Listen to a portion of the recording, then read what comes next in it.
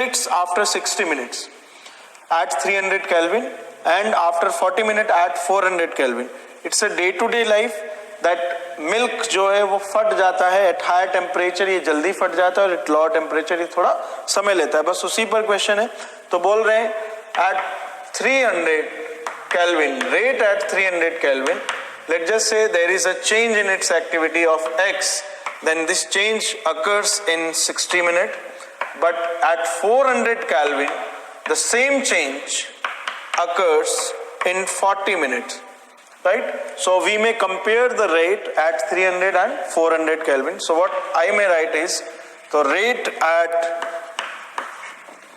400 Kelvin upon rate at 300 Kelvin, this ratio comes out to be 60/40, जिसे मैं K at rate constant at 400 Kelvin and rate constant at 300 Kelvin का ratio कह सकता हूँ, right? ये idea कहाँ से आया? क्योंकि मुझसे एक्टिवेशन एनर्जी डिजायर्ड है और हम सब जानते हैं कि एक्टिवेशन एनर्जी के लिए हमें दो अलग अलग टेम्परेचर के रेट कांस्टेंट का रेशो चाहिए.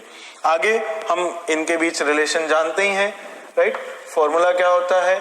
ln K2/K1 is equals to EA upon R 1/T1 minus 1/T2, right?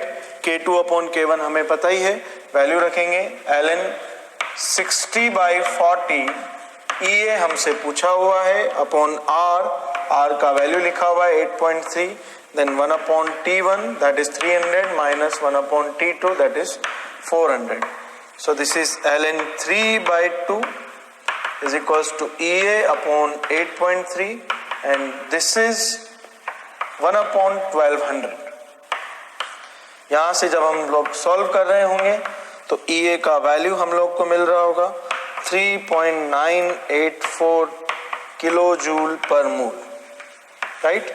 इस क्वेश्चन के प्रिंटिंग में एक मिस्टेक है, वो ये, आपको क्वेश्चन में गिवन डाटा में ln 2/3 दिया हुआ है and that has been given to you as 0.4 which is a wrong value, right?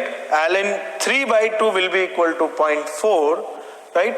तो मुझे ऐसा लगता है इसके बिहाफ पर ये क्वेश्चन के मार्क्स आपको बोनस अवार्ड हो जाने चाहिए. फिर भी जिसने पूरा सॉल्व किया, क्वेश्चन बहुत मुश्किल नहीं था, आप आराम से इसको सॉल्व करके आंसर निकाल सकते हैं.